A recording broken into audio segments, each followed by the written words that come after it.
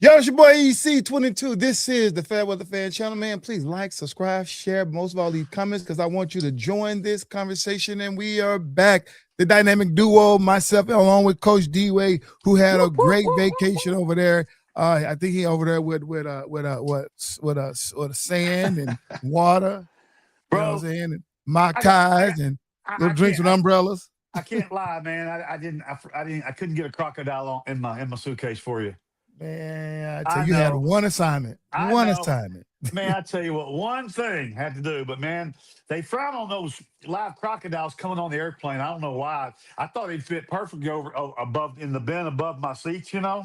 Yeah, you ain't talking to the right people. That's all it is. But it was a good time, good trip, and super excited about obviously being back and being with you again. And so you do what you do, and I'll try to hang on tight for the ride.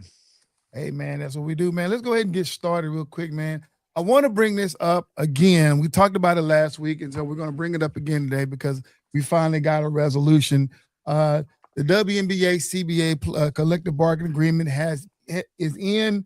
They came to terms, so there will be no lockout, but they're on a fast track to get this season started. They will be extending the season a little bit for a couple of games, but man, this is a great step in the right direction when it comes down to getting this collective bargaining agreement done. The women did not budge. The players, the players of the WNBA did not budge, regardless of who said anything. You got the He-Man's Woman Haters Club out there saying this women just be thankful for any type of deal. But these women knew their value, they knew their worth, and they wasn't asking for a whole lot of money compared to what the men what the men are getting. What's going on, Lou? So looking at the new collective bargaining agreement, the deal is officially boosts the salary cap to $7 million in 2026. And that's a substantial higher. I think the last one was 1.5 salary cap for a year. Now they're going to $7 million salary cap. And by the time the end of this collective bargaining agreement, it could reach a maximum of $11 million per total cap. So for the viewers and for me, and I don't know who, Alicia Boy, Mel Green. What's going on, Alicia? WSP, what's up? I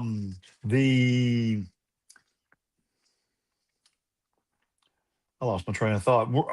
I guess my question is, where's this money coming? Oh, Dave got a little froze right there on me. So Dave was asking where the money come from. We're gonna wait till he get back right. There. Can you? Oh, you froze up a little bit. You froze up a little bit.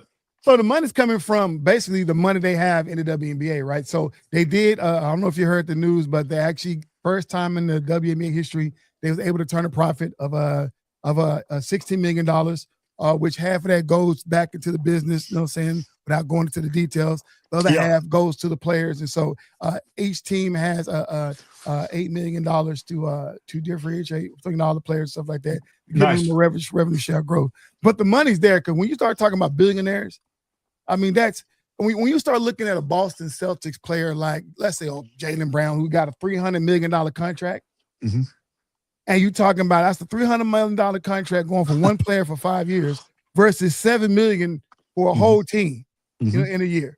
So when the women was asking for more money, the He-Man Woman Haters Club came out and started saying, oh, then they don't deserve more money because their game is like they wasn't asking to get paid $30 million.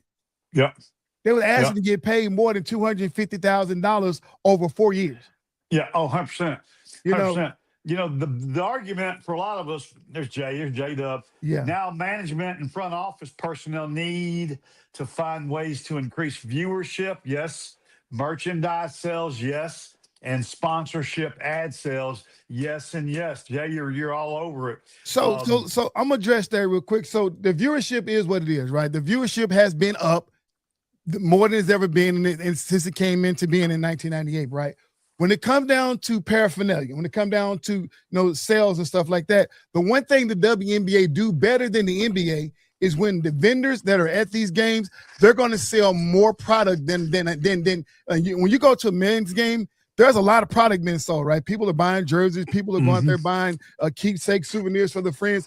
But the WNBA do it a whole lot better, even with the kiosks, the different things outside of the actual franchise team, like different kiosks and vendors that come in. People are there supporting because the people that support the WNBA, they know what it takes, right? They're going to be there. So that's never been an issue, right?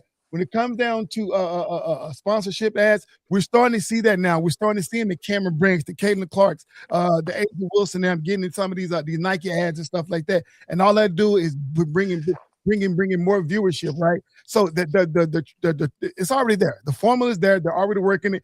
All of this is contributing. And then you got the unrivaled. Because whether you want to separate it or not, with the Sephora and all these different sponsorship that goes to Unrivaled, they're a direct link to the WNBA. So all that is already there, right? And so, I mean, the women, they're on a great, great track, right? So all the women have to do now is just play basketball. Yeah, no, I don't want the women to come back next year and let's go through the same song and dance again. Okay, no. See, that's different from the women and the men. The women, they was having early 5 o'clock from starting like at 6 p.m. to like 3 or 4 o'clock in the morning meetings, understanding that this is a 7-year CBA, right? So they're not going to come back. They got everything they wanted. What they mainly wanted was revenue sharing, right? They got 20% of revenue sharing, which is up from 9% of the previous CBA. So the women, they were trying to give him they asked for 25. The league came back with 17 for 15. And then they were able to make a compromise at 20, which is great, right? You know what I'm saying? So this is the women is not going to ask for more money, and like I said, this is the misunderstanding, right? Okay. When it comes down to the WNBA, that people believe and people have believed that the WNBA players are wanting more than what they're worth, and that's completely not fair. Because the one big thing I've heard D-Way was, have a better product, play better. Mm-hmm. But I'm looking at it compared to what? Yeah. Mm-hmm. When you look at, because you can't compare it to men, that's not fair, right? But they're the best professional basketball team in the whole world since 1992, before there was a WNBA. 1992 was the last time the women did not win a gold medal, right? The last time a man lost was in 2004. Okay. In the prime heart of the Kobe Bryant, Shaquille O'Neal, all them years, right? They lost, won a bronze medal. And of course, they came back with a redeemed team back in 2008, and they took off from then. But before that was the WNBA, the women has not lost. They're the best, and their games they blow them out. There's no close games when it comes down to women, right? They're the best women's basketball program on the planet. In the world, In the world. So when people say they got to get better, they can't get no better. Mm-hmm. The problem is, the He-Man Woman Haters Club are blocking or hating or throwing out false narratives according to what, because at the end of the day, that's all it is men hating women and don't want to see women succeed. And maybe that's stretching to some people's imagination, but that is true and factual to a lot of other people. They just don't, they just don't see the women in sports as equal, especially when it comes down to basketball, right? Mm-hmm. Right. Because this is something that's easy to do. The name of the game is put the ball in the basket. You know what I'm saying? And women do it at a high level just as well as the men. Go ahead. Yeah, for sure. Now, having said all that, and I agree 110% on everything you said, at the end of the day, this is not like a career corporate America job, okay? If you're a male in corporate America USA and you're the president, CEO, and you make gazillions of dollars, and a woman can take that same position at that corporate America USA at that same level, she deserves to make the same amount, gazillions of dollars, okay? Because the money's there. Hey, what's up, Sean, big 06 daddy? What's up? Okay, because that's all equal. If you're an airline pilot and you're a man, and you want to be an airline pilot as a woman, you should make the same amount. I get it. But at the end of the day, it's not because the men's game is better. It's because, like J-Dub said, EC, there's just more viewership and there's more money being spent and more arenas are selling more tickets at a higher price. So there's just more change in the pot to get. So whatever that means. But hopefully as we continue to grow this WNBA, and it is at a great pace, they'll be able to keep getting what they deserve to get, because the game is phenomenal. If you tell me, don't forget what you're going to say. No. If you tell me that you love basketball and you're not watching WNBA, you're a liar. And Yeah. you sit on a throne of lies. Okay. That's, with sharp needles up here, you know. Joey, what were you going to say? The one thing I've been stressing this from day one, and I'm going to say it every single chance I get when I talk about the WNBA. The reason why the WNBA has failed is not because of the women playing basketball. I want you guys to understand that because basketball is basketball. If college, because somebody said this before, well, it's not professional. College is not professional. You got the college basketball making more money than women's professional basketball, right? You got high school teams bringing in more revenue than professional WNBA teams. Yep. You know what I'm saying? Preach.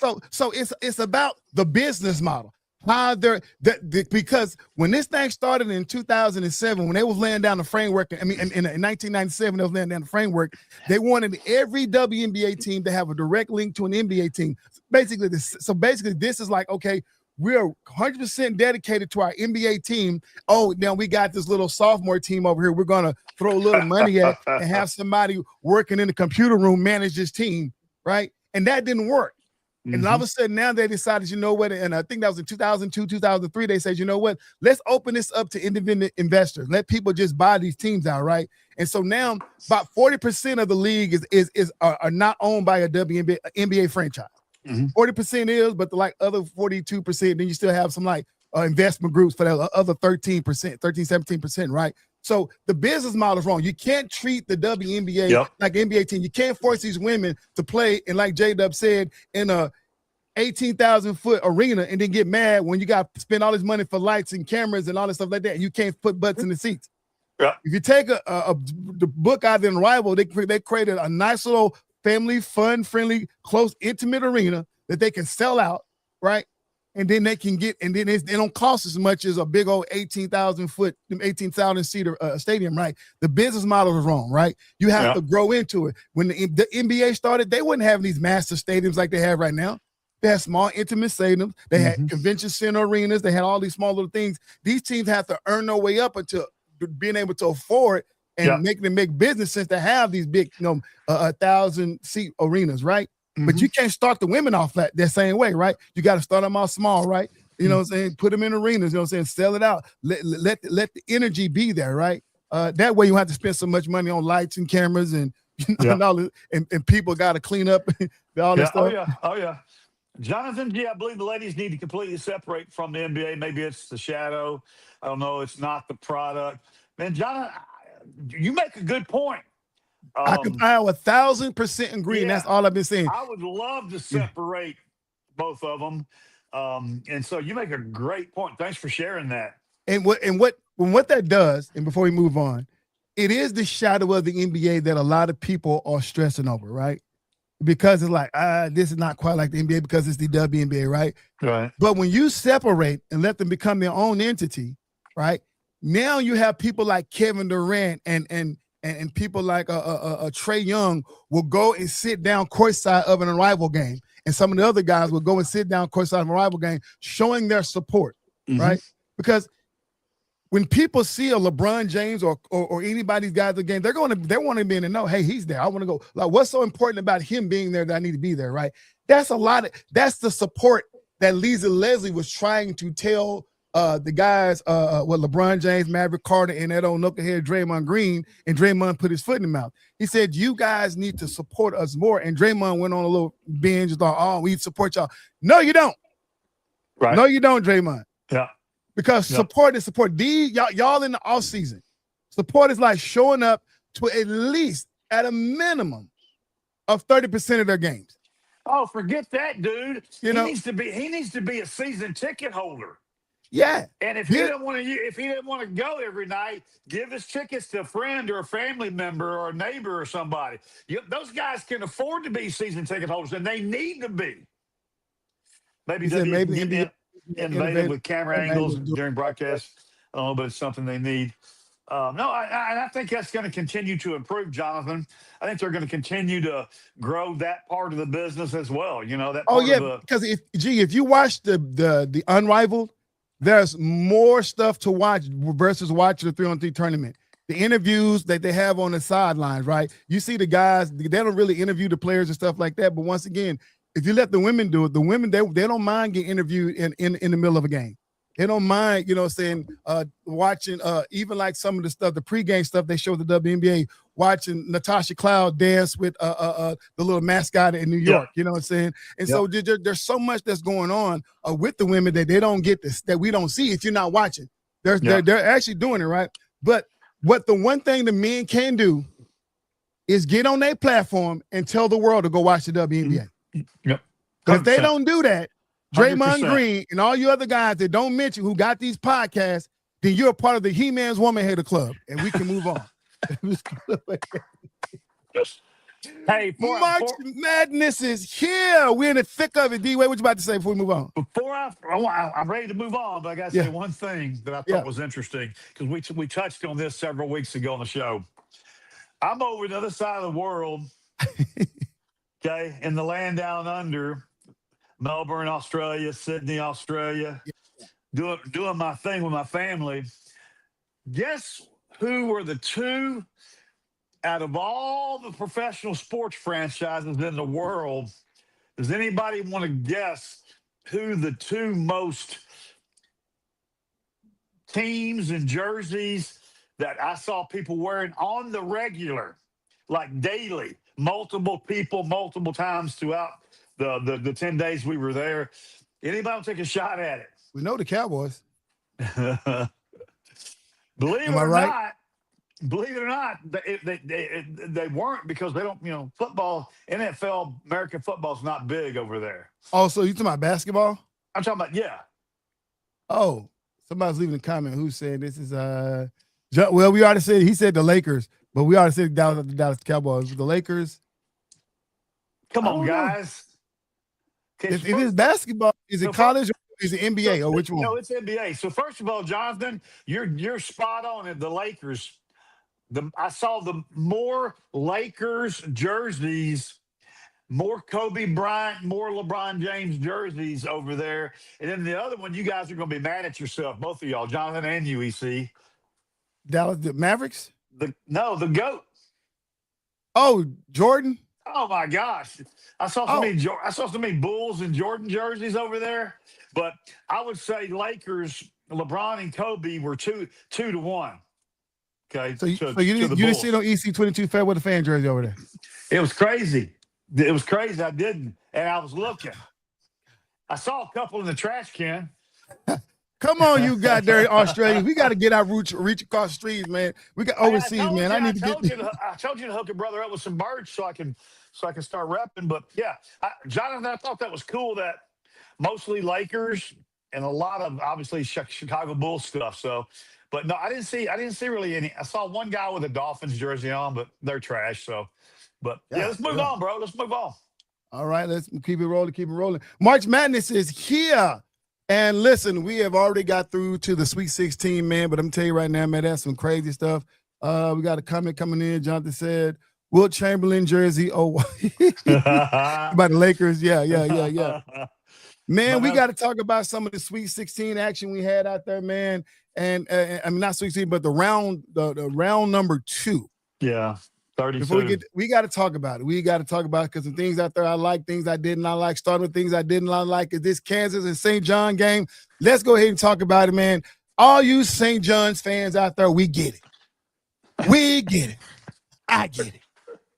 But I'm upset. I'm more Since upset. when do we let a Big East team beat a Big 12 team? I don't understand. I'm more upset. And I'm not trying to take anything away from St. John's. I'm a big Rick Pitino guy. I'm not going to take anything away from the kid that made that last second shot. But two things. Number one, he did nothing the entire game. Okay, that's the first thing. Number two, that was the most acrobatic prayer of a shot. That ball had eyes. He could shoot that same off-balance, acrobatic, eyes closed shot 10 times, and he might make it 3 times. So was it luck? Pretty low percentage shot to how he shot it. So, and I've been up in my feelings because I like obviously Big 12. I like Kansas. I like Coach Self. Right. That one stung, Eric. That one stung. My problem with this whole play, number one, so obviously the game plan for Kansas was to make them go to catch the ball in the backfield. That was the game plan, to catch the ball in the backcourt, right? But still, the way they did it was the guy that's guarding the out of bounds player guy, he is given an angle that's going towards the middle of the court and the back. He's playing that zone between the middle of the court and the baseline to force him to throw the ball into the backcourt. Mm-hmm. Which I get it. But with 3 seconds left on the clock, if you're going to play man, because everybody else is playing man, I don't understand why he didn't play man, why he's not up on the inbound guy, forcing him to bat at bad angles, right? Yeah. Number two, that's number one. That's bad setter. Number two, I get it. Because they're going to let him catch the ball in the backcourt, I don't understand with the guy who caught the ball, who made the shot, he's standing about a foot in front of the three-point line of the opponent. That's how far backcourt he was. Mm-hmm. The guy guarding him is standing a foot in front of the three-point line. I mean, the half court. Yeah. There's too much space. And when you know in basketball, when you got to play backwards, the guy with the momentum going forward has the better advantage. 100%. So you got to get up on this guy to force him to take away that first step and that momentum. He did not do that.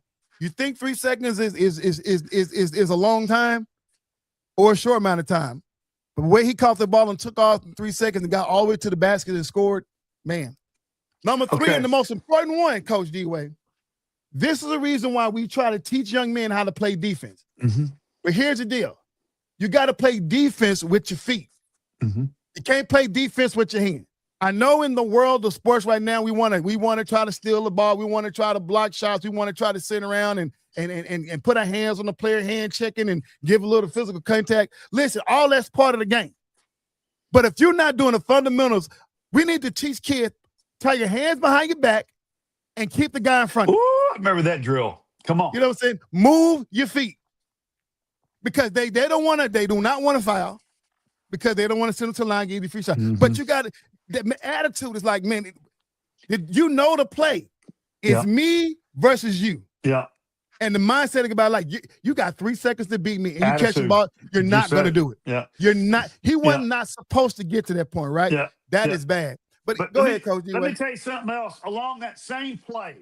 Okay, you touched the nerve, so now you're gonna make me go get a little cray here. Deep. Here's what happened.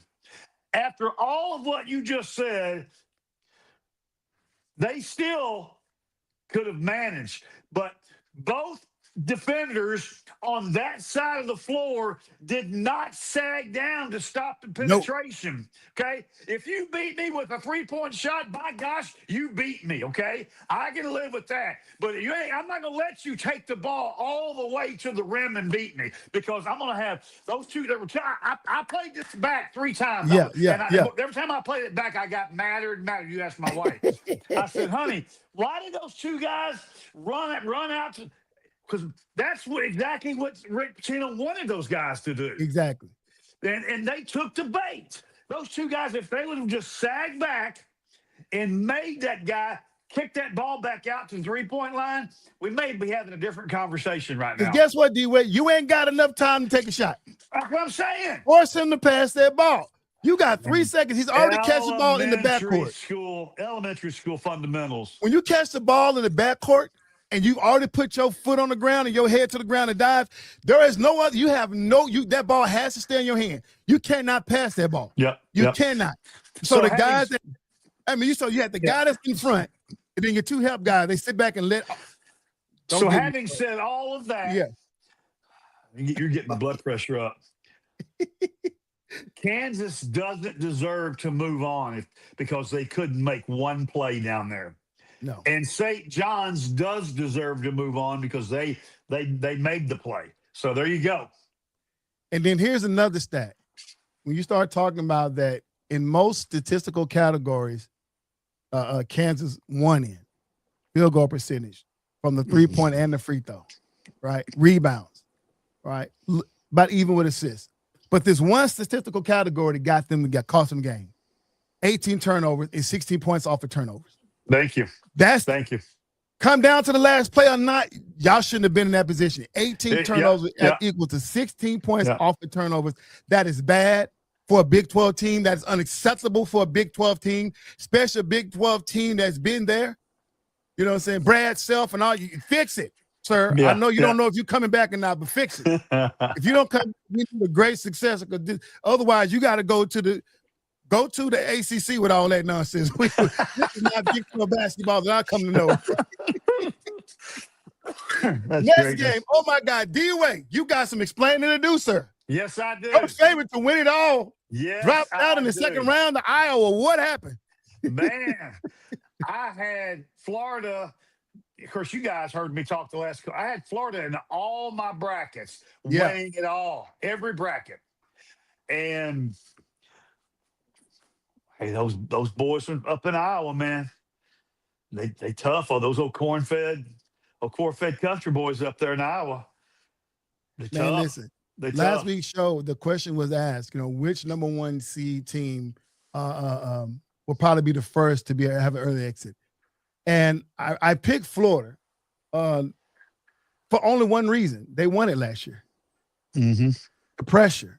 Mm-hmm. I thought the team that was going to be in front of them was better. I was thinking they're going to make it to the Elite Eight and not make it to the Final Four. Okay. They didn't even get to that point. They got knocked out in the second round. That's embarrassing. Well, it's a combination of Iowa is one of the better kept secrets. We're going to get to U of H in a minute. Yeah, Iowa's one of the better kept secrets in the tournament. They got some kids that can ball, dude, and they understand their roles and they understand how to get it done. Yep. And teamwork always outwins, and Florida didn't play their best game, and Iowa played awesome. So, man, kudos to the Hawkeyes. I ain't mad at you. If Florida just couldn't get it done, so whatever that means. What'd you think about it? He is not as good as we thought they were. Yeah. All right, Nebraska and Vanderbilt, another ACC team, man. Listen, crazy. This was crazy. Mm-hmm. This game right here had that. This is the shot. The back foot, throw it off, it goes in the basket. This is the one that I had so many questions on this game right here because I wanted Vandy to win. I don't always root for an SEC team, but I was rooting for these guys to beat the Cornhuskers because it's something about that Cornhusker name I don't like. But here's what it is, right? See, y'all understand the momentum and what I am as a FairWeather fan. I have crazy reasons why I either root or don't root for teams, right? It ain't about X and O's. It's about sometimes your mascot, Yeah. D-Man said the Hawkeyes have no superstar, total team. And see, now. I don't know if I agree with that. They don't have any household names. They don't have like the Darius Acuff Jr. or the kid from Kansas. They got what's that? I forget his name. Strider. What's his name? Strider. Darren something. I forget. Darren kid from Kansas. You know what I'm saying? The kid who probably be number 2 and number 3 coming out. You know what I'm saying? But I don't know how far that's gonna. I don't know how far that's gonna last for them. You dig what I'm saying? Because we already know when it comes down to this type of play, you're going to have that one player that's going to have to show that he's undeniable. And like I say, them beating Florida I ain't going to say it was lunch meat, but it was. But they're going to have to play a little bit better to come to go further in this league. Let's see here. Darian Peterson is the guy I'm talking about. No, Darian Peterson from Kansas. That's the guy who stand out. So. Hey, this kid right here is a stud. Bennett Sturts. Bennett Sturts? Yeah, he's their best player. He plays the 2 guard, and he's a stud. And then they got another kid. The other guard is Tavion Banks is a player. The kid that hit the big 3 in the corner there. Yeah. Alvaro Folgueras. So they got some kids. And Bennett Sturts is going to be a household name before it's all said and done. That kid's going to be able to play at the next level. I'm surprised you don't know who he is, E. Who from Iowa? Yeah. He's not a Big 12 team. Okay, well, that's true. That's true. I'm sorry, y'all. Y'all see how this goes with me, right? Moving on to the next team. Well, hang on. One last thing before we do that. Yeah. Even having said all that about Florida and Iowa, Florida didn't get a shot off. No. They had 4.5 seconds left, and they didn't even get a shot off. That's unacceptable. Coaching. Okay, they lost Situational awareness. What did they lose? 73-72, I believe it was. And you got the ball with 4.5 seconds, and you don't even get a shot off. That's what happened to Houston last year. Do you remember that last year? Yeah, same kind of thing. That's unacceptable. The ball has to get to the rim so you can have somewhat of a chance.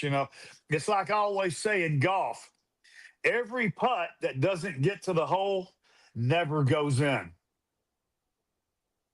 Well, when you're playing golf and you're putting, if you putt a ball and it doesn't get to the hole, it'll never go in. So in basketball, at the end of the game, you have the ball and you have a chance to hit the game-winning shot. You don't even get the ball in the air.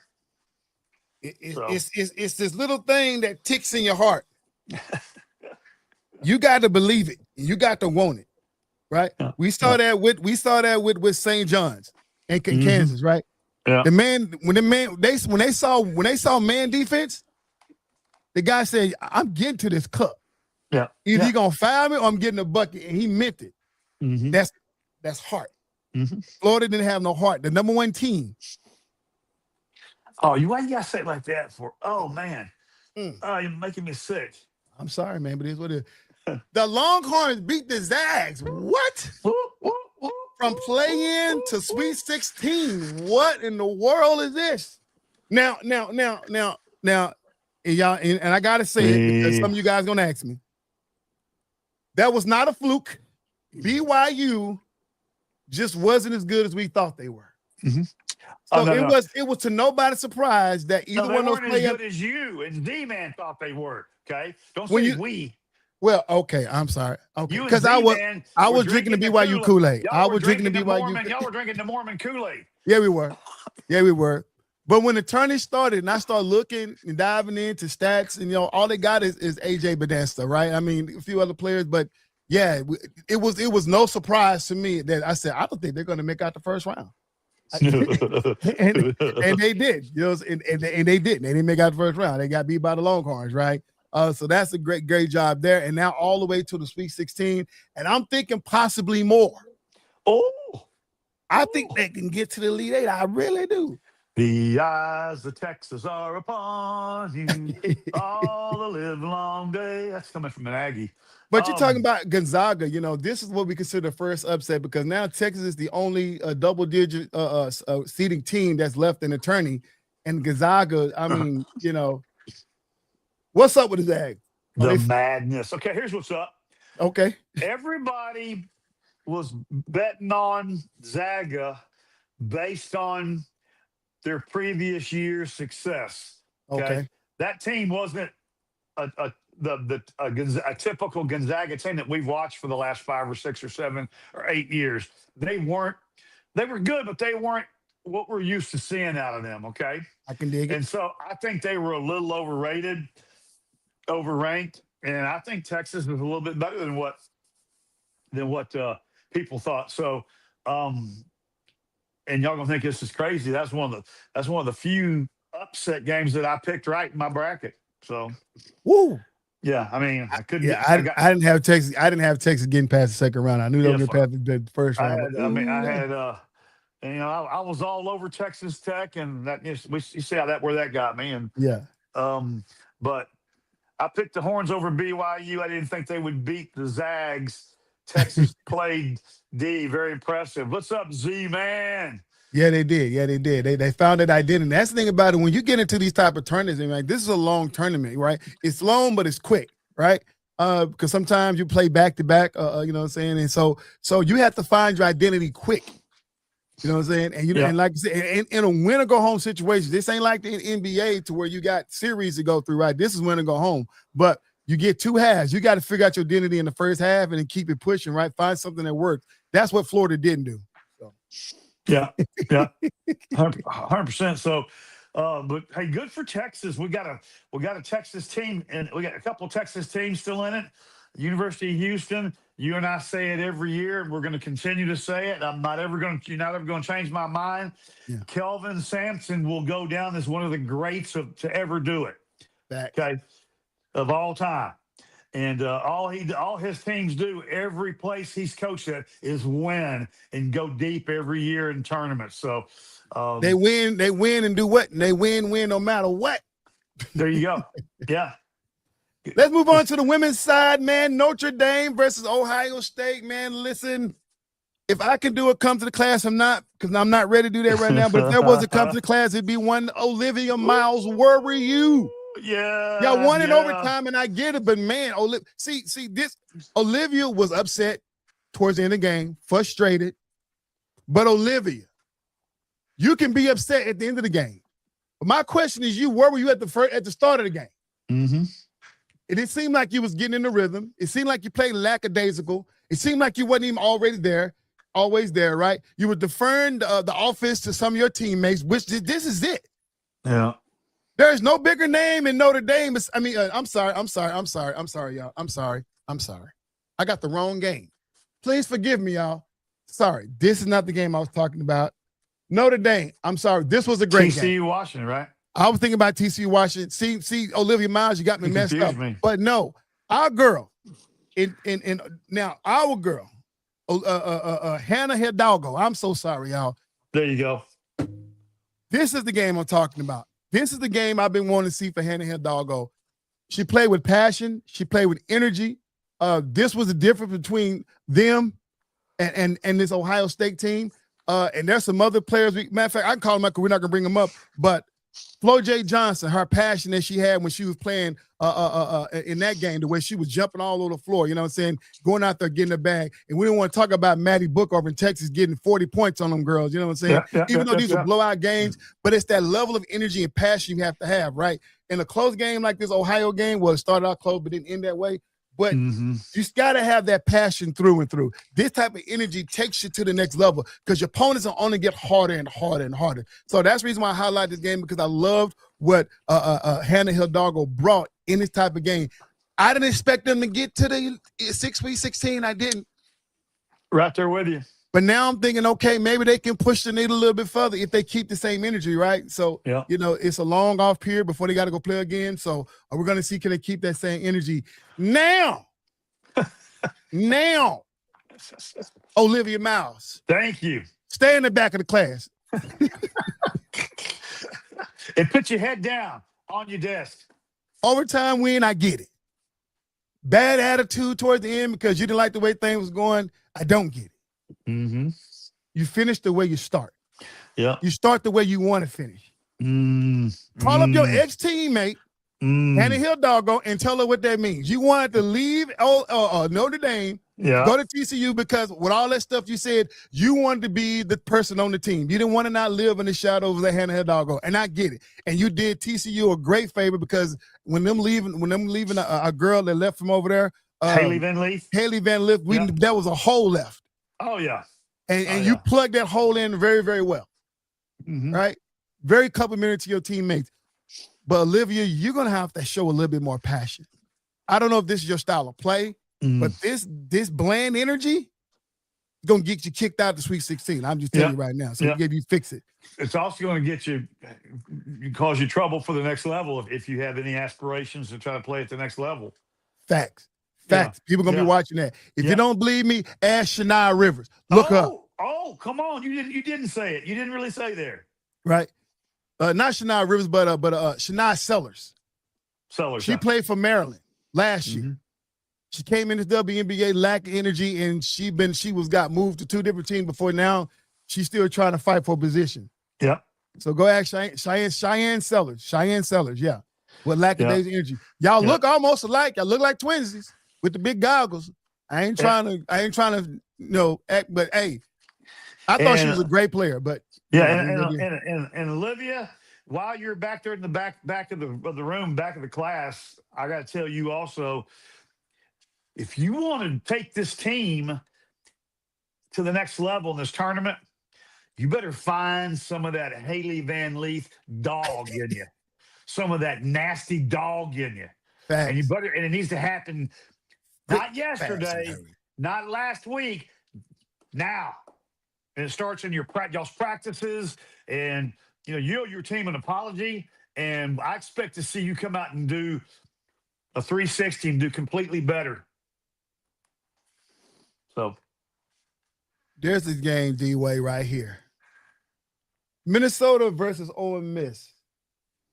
Oh, man. Listen. This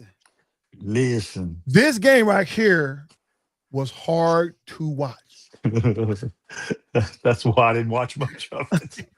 Very, very hard to watch. Mm-hmm. At times, I didn't know what I was watching. Yeah. You would think it was a highly defensive game. It wasn't. No. They just couldn't score. Couldn't get the ball in the basket. Nobody could get the ball in the basket. It felt like the game was drug out. It felt like the game was 5 hours versus usually the hour and a half, 2 hour game it's supposed to be. It felt very, very long. It got interesting towards the end. And Minnesota just wanted it more. That's all it was too. They got down to their last shot.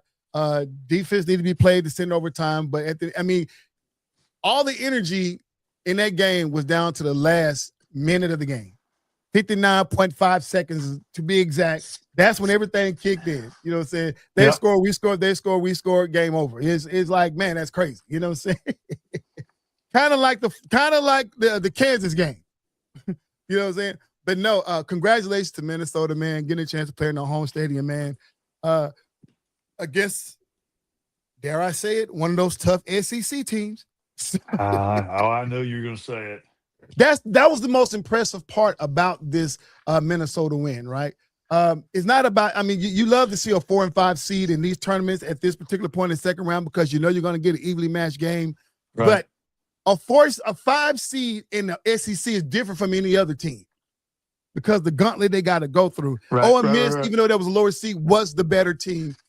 But obviously they didn't tell Minnesota. So congratulations, Minnesota, get to the next one. Yeah, and last but not least, this is where I cry. This is what, because I don't understand it. How is our Big 12 champion losing in the second round? I don't understand it for the life of me. Come on. See, this is why West Virginia, take me home. Or whatever it says. Take me home, country roads. Yeah, that's where they're going, the country road. They're going back to West Virginia. They're on the country road, headed back to the country, yeah. Man, I look. That's funny. There's nothing to say about disappointing. Disappointing. This is very, very disappointing. This is very, very disappointing. I don't. Very good game, to say the least. But there's a point to where I'm not gonna throw shade on Kentucky. Kentucky got a good squad. I'm not gonna throw. I wanted to, but I gotta give credit where credit due. Kentucky got a very, very, very, very good squad over there. I just, this is where emotions get the best of me. Any betting man would have probably figured it to be a game like this between the 4 and the 5.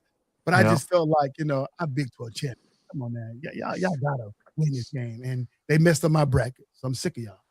Oh, okay. Now the truth is coming out. Okay, gotcha. Hey, so now let's get into some let's look at the preview for the Sweet 16 and just kind of give an idea. Let's go back to the men's bracket, D-Way. And, do you want to touch on the Louisville Alabama game, which I didn't see? Oh, I had it down. I didn't even go over it. My bad. Yeah. I'm sorry. I had it down. You have to give the viewers, because I didn't get to see that one. I got to go pull up my notes real quick. Do they have the game down here? Oh, yeah. He said I didn't have it on my ticker. But yes, Louisville and Alabama, man. Once again, all the negativity or media attention surrounding Louisville. One of their players made some comments, and then one of the players did all this nonsense surrounded the team. Didn't stop them from going out there and executing what they need to do. Yeah, came down to a heartbreaker. Like that second round for women's has been crazy because you had some blowouts, But then you had these close games, like the ones we just mentioned, you know what I'm saying? Like the this game, Alabama, Louisville. You start talking about the Kentucky and the West Virginias, those games. You start talking about the Minnesota and Ole Miss, all these close games. The second round was very, very entertaining. You know what I'm saying? Even we can go ahead and throw up to the other team that was, like I say, like we already talked about that team, but yeah, Alabama women's basketball team surprised me this year. Yeah. Because when you look at the LSUs, the South Carolinas, the Vanderbilts, the Ole Misses, you don't think about Alabama succeeding as a great basketball team. They showed us some lights of it last year with the young lady that played for Chicago that came out of Alabama. I can't think of her name right now, but she came out as a point guard when Vanderbilt got hurt. I mean, when Weston got hurt. But I just had her name in mind and I just lost it. But Barker, actually, Sarah Asher Barker. Sarah Asher, she was with the Los Angeles team. She was with the Sparks. And so she gave them a lot of lift. If you watched her last year, she put that team on their back as long as she could, and she couldn't do it no more. And now I didn't think that team was gonna make it back with her gone, but they found some pieces to plug in, got themselves to a number 3 seed in the SEC, which is hard to do with all that talent. And then, I think they just gassed out because Louisville ain't no punk, man. Louisville got some ballers over there. What are those two? What's Alabama, Louisville? Where were they seeded in the tournament? You have it in front of you there somewhere? Yeah, 3 and 6. Okay. So Alabama was 6 seed, Louisville was 3 seed. So you expect Louisville to win, obviously the higher seed, but not so much. Once again, Once again, the SEC teams, women's basketball is supposed to be better than any other division out there, right? Because UConn is slated to win it all, and they playing the worst division in during ball basketball. That Big East is terrible. Other than UConn. Yeah. You know what I'm saying? Yeah. That's the reason why I don't got them winning all. But man, I mean, they have some good players out there, man, for Alabama, man. I'm looking for them to come back next year and bounce back. Same thing with Kentucky. I mean, so. Oh yeah. But Carly Weathers, man, she's gonna be the real deal.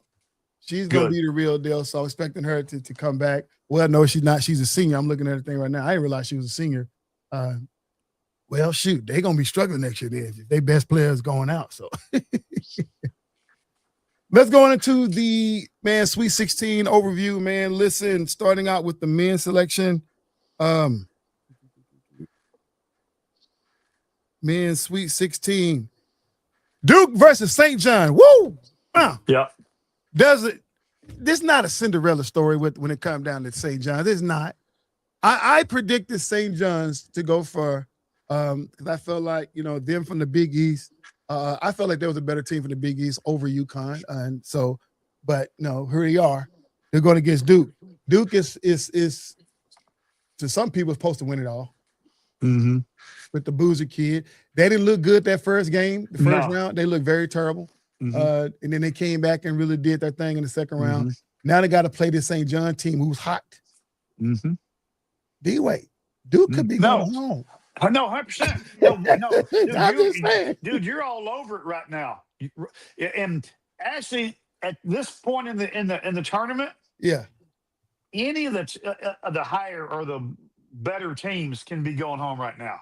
Yeah. Okay. If you don't bring your A game, if Duke comes in there and kind of plays a half-ass, first half. Yeah. And St. John starts thinking that, hey, we can win this thing. Yeah. You don't want your opponent to start thinking, hey, we can win this thing. Right. You got to take their will to win out of them in the first half. Exactly. If you let that game go deep into the second half, Duke, shame on them. And you're right. St. John's rolling. Rick Pitino has been there, done that, knows how to get it done, knows how to motivate his kids. And so, Duke, you better bring your A++ game. Yeah. All right, then. Michigan State versus UConn. Why did I think UConn got beat the other day? I guess not. Okay. No, they still in it. They still in it. I'm going with Coach Izzo. I'm going with Michigan State. I think the Spartans are going to pull this one out.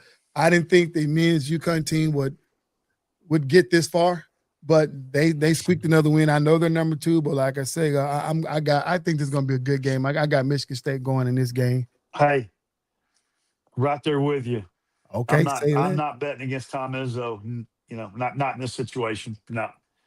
And Michigan State's been good all year. They've been solid all year. They played a really good schedule all year. I think this UConn team is very similar to what we were talking about earlier about Gonzaga. Yeah.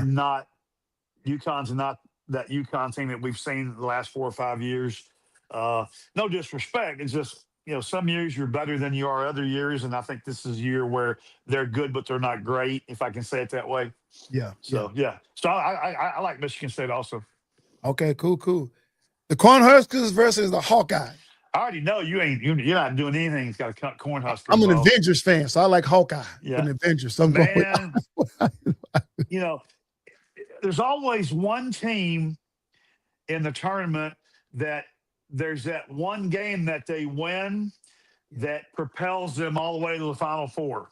Yeah. So Iowa, just like St. John's, are starting to believe. What's Z-Man got for us? Zuby number 24 from St. John is a beast. Duke's going home. Hey, Z-Man, we're right there with you. Right there with you, brother. You out there in Little Elm. Shout out to the Little Elm Lobos that won the men's and boys state high school basketball championship here a couple weeks ago. And that's the pride and the home of one Mr. Simba, who said he's going to be on the show maybe next week. So, but yeah, and Z-Man, you don't know anything about Duke, and so you just keep mowing the grass or whatever it is you're doing out there in the backyard. Zuby Ejiofor, as he says his name. He took it to him. That kid's gonna be hard to beat. I mean, he's a seasoned veteran. You know what I'm saying? When I say that, it's his senior year. He's been there. He's a great leader for that team, right? And he looks relatively better than he did the previous years, right? He just seems like he's older and mature, so maybe that's the reason why they're doing a thing with him leading them over there. Yeah, let's get to the rest of us. I want to hear about a couple. I want to hear you. All right, so I got Iowa coming out of that. Illinois and Houston. This is Houston's toughest match yet. Mm-hmm.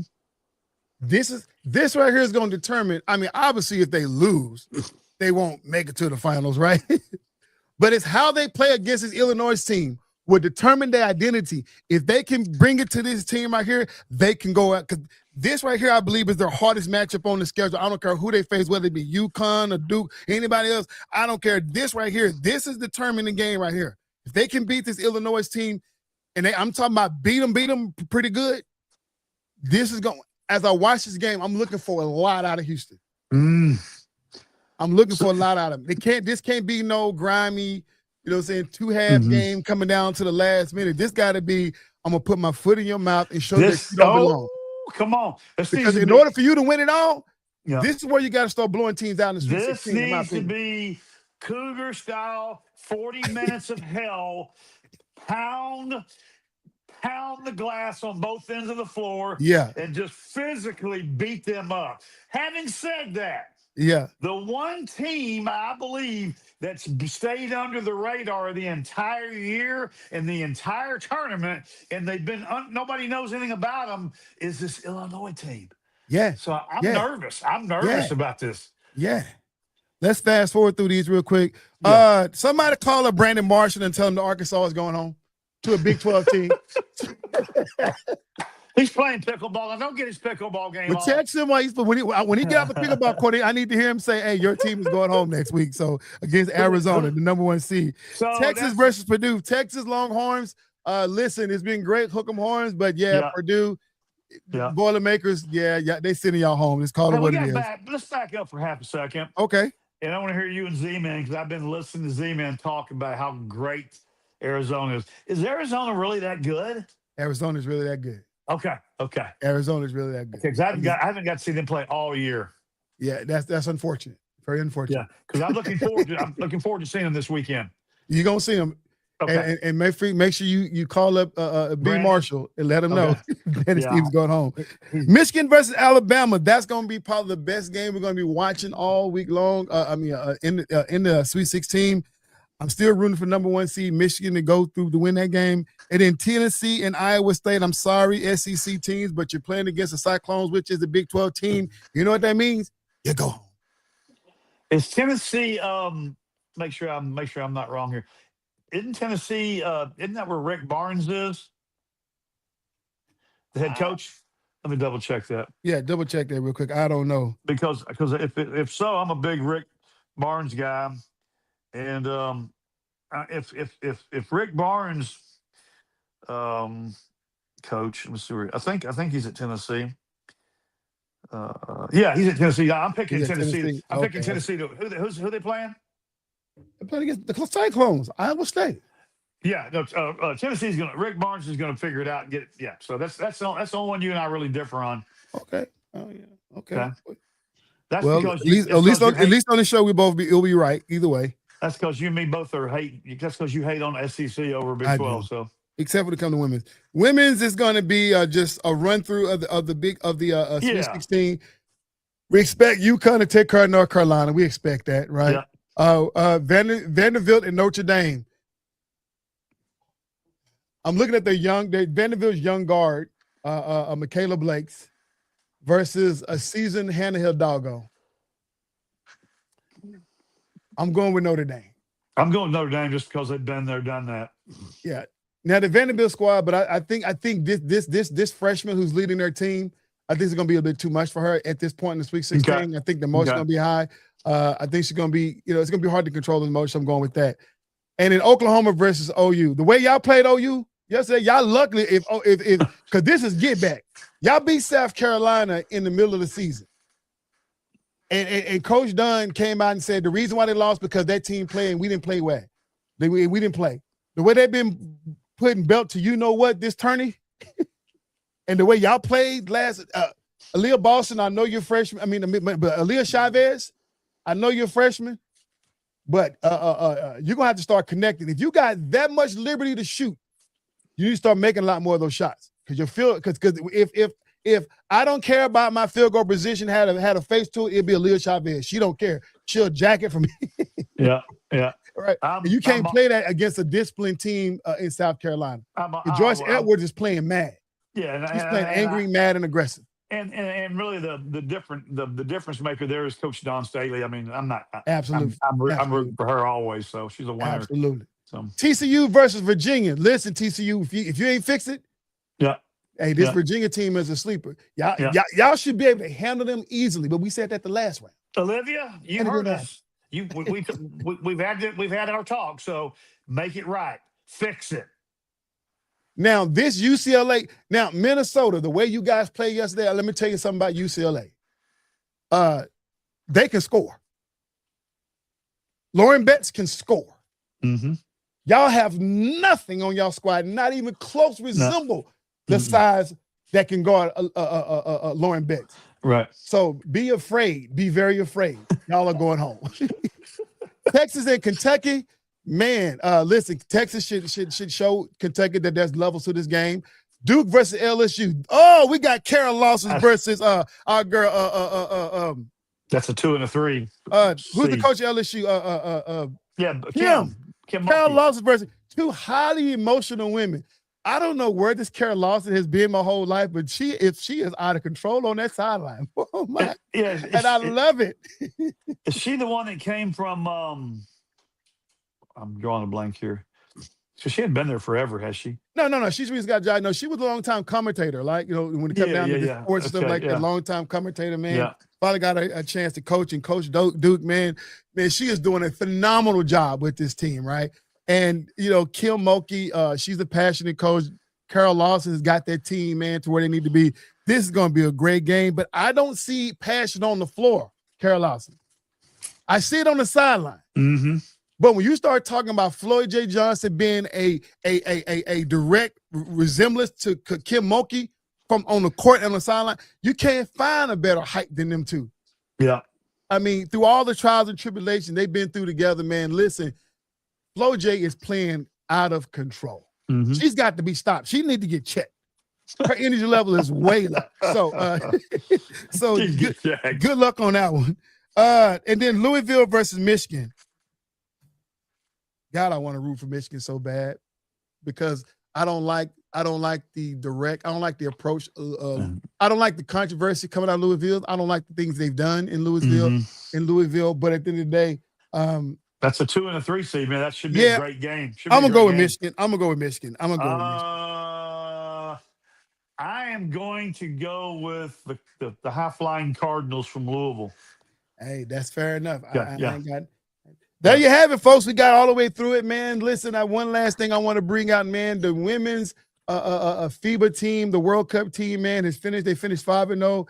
And just like we told you guys, man, there is no beef between Caitlin Clark and Angel Reese. They played phenomenal. Overall rating, Caitlin Clark was number 1. Leading in scoring was Kalia Copper. Leading in rebounds was obviously Angel Reese. Leading in blocks was Monique Billingsley. And leading in steals, I think, was Ryan Howard. So there you have it, folks, man. They played a rail-rounded game. I didn't think this was a great assembled team. But, man, they're just so much better than the rest of the world. And there's no disrespect to the key players I was questioned about was Rhea Burrell and Derek Hamby. And then even with Monique Billingsley, I was like, But, man, I tell you, man, they've shown that they are just that much better than the rest of the world. And because of the women don't take long to create synergy. It's a different mindset. It's like the moment they all get on the floor together, whatever storylines, whatever beefs that was ever had, all that is put in the trunk and left in the parking lot before they leave and get on the plane. Because once they get on the floor, it's all about business. You know what I'm saying? The people in the nasty social media world tried to come up with some stuff to bring distractions, talking about, there was a fight in the locker room. This is how silly it was. They were talking about that Cheryl Reeves don't have a handle of a team, but they had a picture of Carol Lawson talking about Cheryl Reeves. It was that much blatant of a lie.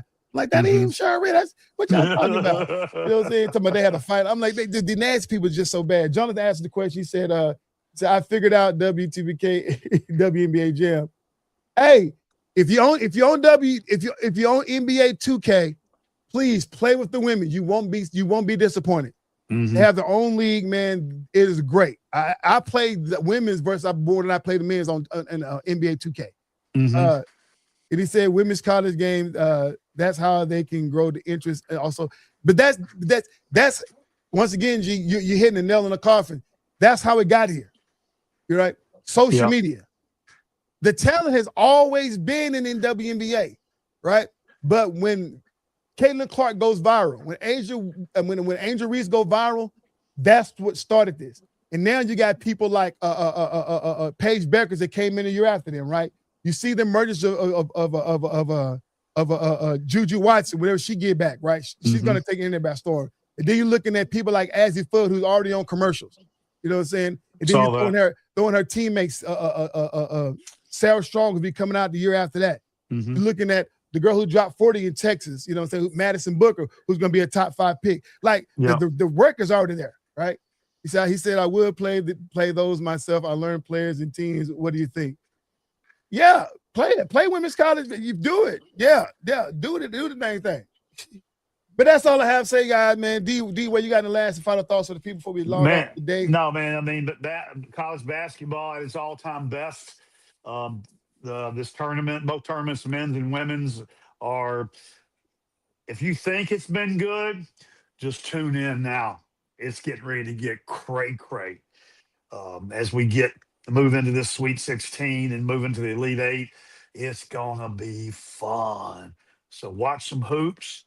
Got MLB professional Major League Baseball cranking up next week, and that'll be fun. And always enjoy the show, and so appreciate you having me. Yes, sir.